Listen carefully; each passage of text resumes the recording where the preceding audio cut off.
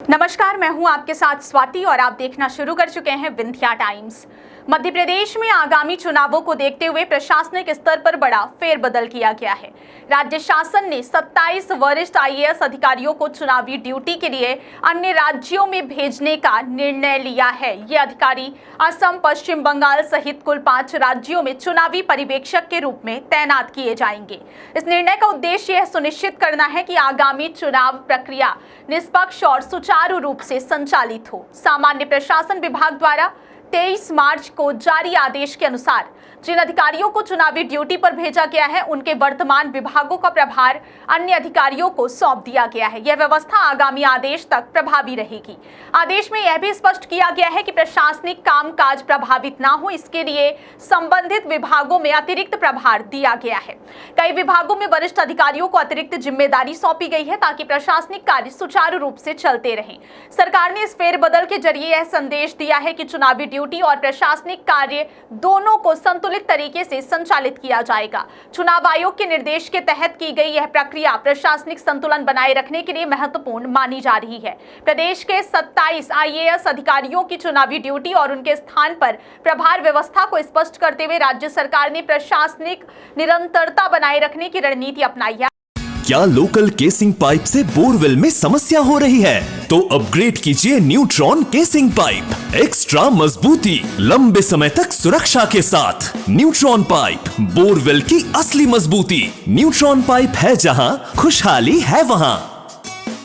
इस आधिकारिक फेरबदल में शामिल प्रमुख अधिकारियों में पी नरहरि, मनोज श्रीवास्तव, संजय कुमार सिंह, वीपी सिंह, नीरज मंडलोई, संजय कुमार शुक्ला, वंदना वैद्य, रेखा गुप्ता, संदीप सिंह, मनोज गोविल, पवन बिसेन शामिल है। इसके अतिरिक्त कई अन्य वरिष्ठ अधिकारी भी विभिन्न विभागों में अतिरिक्त प्रभार संभालेंगे। सरकार ने स्पष्ट किया है कि जिन अधिकारियों को चुनावी ड्यूटी के लिए भेजा गया है, उनके विभागीय कार्य बाधित नहीं होने चाहिए। इसके लिए अतिरिक्त प्रभार की व्यवस्था की गई है। इस प्रक्रिया में वरिष्ठ अधिकारियों के अनुभव और विशेषज्ञता का लाभ लिया गया है ताकि प्रशासनिक कामकाज बिना किसी व्यवधान के चलते रहें।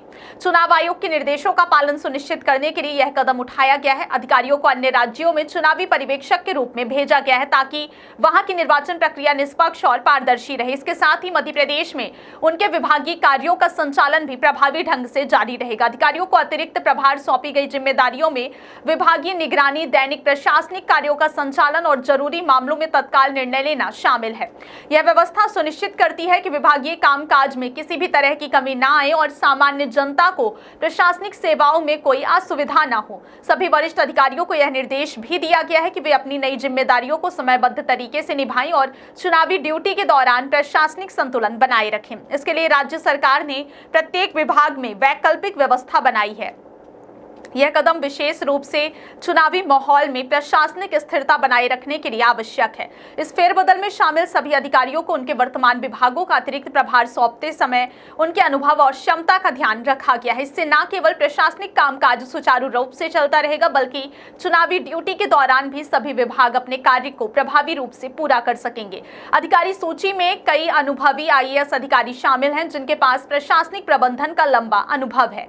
इनके अतिरिक्त प्रभार लेने से विभागीय निर्णय प्रक्रिया तेज और प्रभावी होगी। यह कदम यह सुनिश्चित करता है कि प्रशासनिक कार्यों में कोई विलंब या फिर अव्यवस्था ना हो, खासकर चुनावी माहौल में। सरकार का यह भी मानना है कि इस प्रकार की व्यवस्था से चुनाव आयोग के निर्देशों का पालन सुनिश्चित होता है और प्रशासनिक संतुलन भी बना रहता है। अतिरिक्त प्रभार की व्यवस्था से अधिकारियों को जिम्मेदारी का पूरा ज्ञान भी होता है और वे आवश्यकता अनुसार निर्णय लेने में सक्षम रहते हैं।